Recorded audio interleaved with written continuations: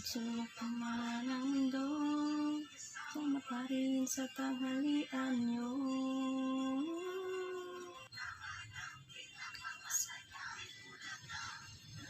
Lahat ng dahil na kayo kasama pa rin ang Itbulaga.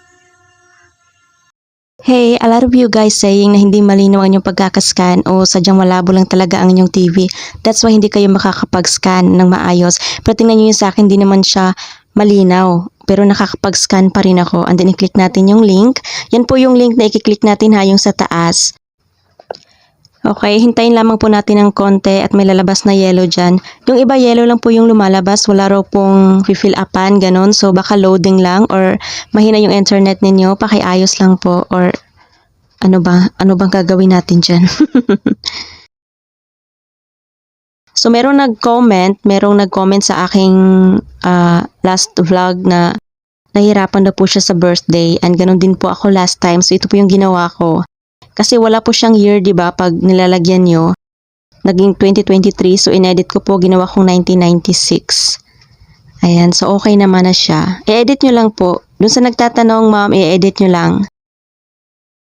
Tapos dito sa gender, okay na yan kasi choices, may mga ganyan. Yung number ang pinaka-importante para kung sakaling manalo tayo, madali tayong matawagan. Okay. And then, yung pinaka-exciting part sa lahat ay ang selfie. Marami nagtatanong bakit hindi sila makapag-selfie. But then, meron po akong tutorial about dyan. Baka sakaling makatulong, pakicheck na lang po. So, isave natin ang ating selfie. Okay, so ayan, tinanggap naman po siya. Wala naman pong naging problema. At pagkatapos ay double check lang po natin. And then click to register. So ayan, nakapasok na tayo. And after that, ay kailangan nating screenshot ang ating successful registration para i-comment natin dito sa page ng Tape Incorporated for a chance to win more prizes. Hashtag EB Shoutout Sabado. So ayan, ko-comment ko na ha. Nag-comment na ako dyan. Ayan, kung ano yung mga sinasabi ko dyan, hashtag na yan. Kayo nang bahalang maglagay kung anong gusto nyong sabihin. Gusto nyo bang lagyan ng kung bakit kayo ang karapat-dapat na manalo? Char. So kung ano na ilalagay ko dyan, sana all, hashtag Itbulaga, ganun.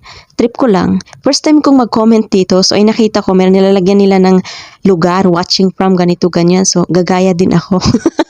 Gaya-gaya ka girl. Watching from Imus, Cavite. Ayan. So, manifesting guys, sana manalo tayong lahat bago mag 2024.